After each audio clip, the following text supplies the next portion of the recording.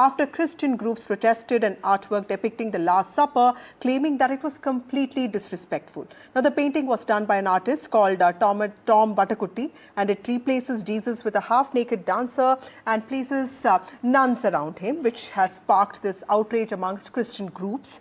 The Biennale said that the closure was precautionary, emphasizing dialogue and artistic freedom, while the artist has insisted there was no intent to offend. The work was also inspired by an earlier interpretation of Mata Hari, highlighting how art often draws from dialogue and reinterpretation. I'm joined by the artist of this controversial painting itself, Mr. Tom Vattakuzhy. Thank you, Mr. Tom, for speaking to NDTV. What is your message to those members of the church and all those political leaders who have been outraged by your work? The exhibition has been put on hold, and clearly your art is not being shown. What do you want to tell to all those? What do you want to tell all those people who are protesting against your work?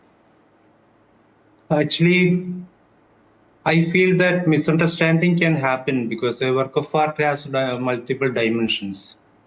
And when you look at a work, you may not be well informed of its context and various other factors.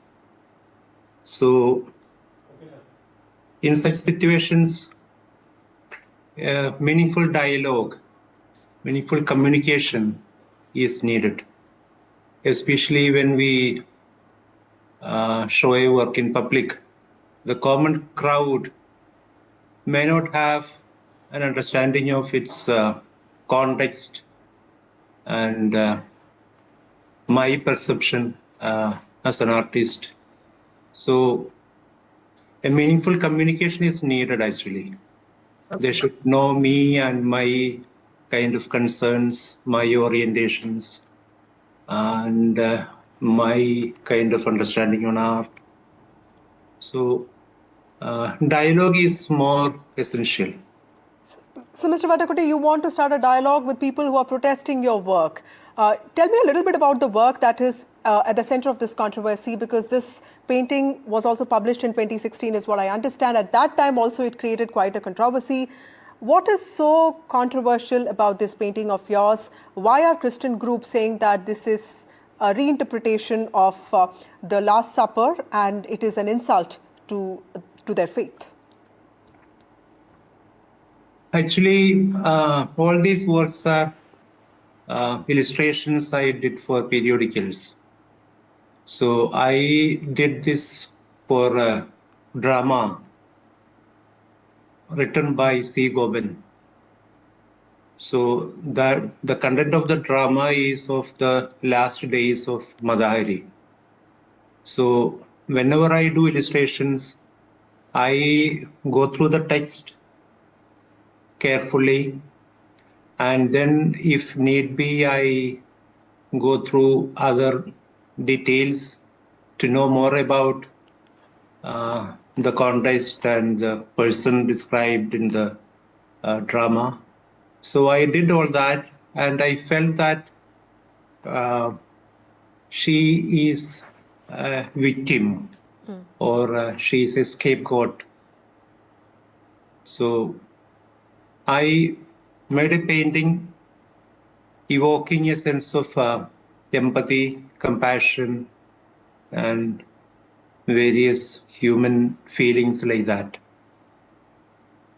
So, but when it was published, there was instant protest against that, and the magazine Panorama, which published the painting, they had to withdraw it, and there was a huge protest against Manorama, and they apologized it in their newspaper.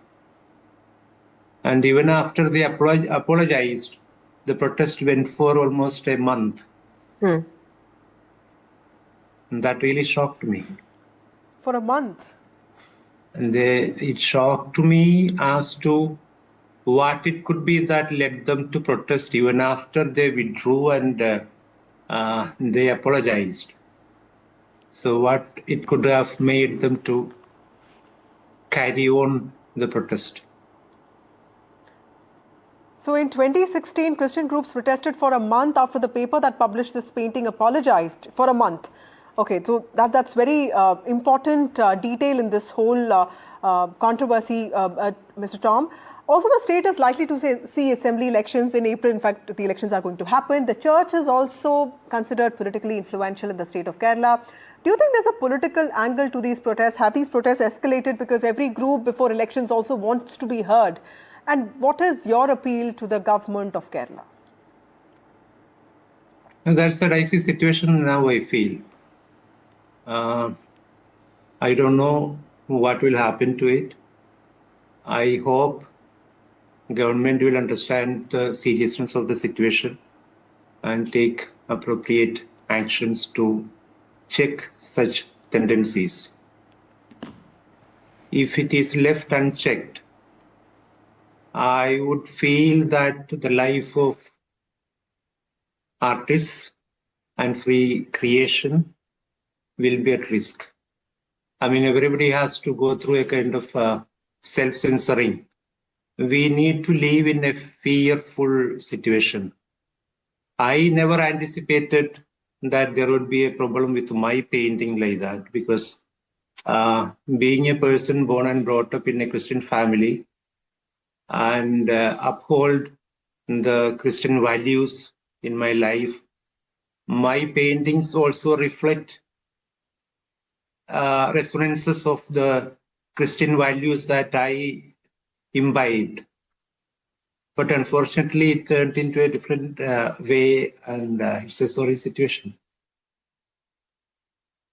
My solidarity, our solidarity is with you on this completely. You're in the league of great artists like M.F. Hussain and also Salman Rushdie. What's your view? What is your response to the people of this country? What's your suggestion to them when it comes to acceptance of art? Because we've seen religious groups in all hues and colors, protesting against art that they feel is against their faith. And this is across religions. What is your message to them? Actually, I started doing illustration with a great vision. I studied in Shantaniketan, where I became familiar with the great masters like, works of great masters like Abanindranath, Nandalal Bose, K.G. Subramaniam, many other artists like that. They all had done illustrations at some point of time in their life. And I found that there is a point in doing illustrations, because when you do painting, it goes to only a niche audience in a gallery space or in a very special space like that. But when you are doing illustration in a platform like that, it can reach out to the households of several people. Right. And it can generate a kind of visual literacy. So it was with a view like that I started doing illustrations, but it ended up in a very situation where I felt very demoralized and discouraged.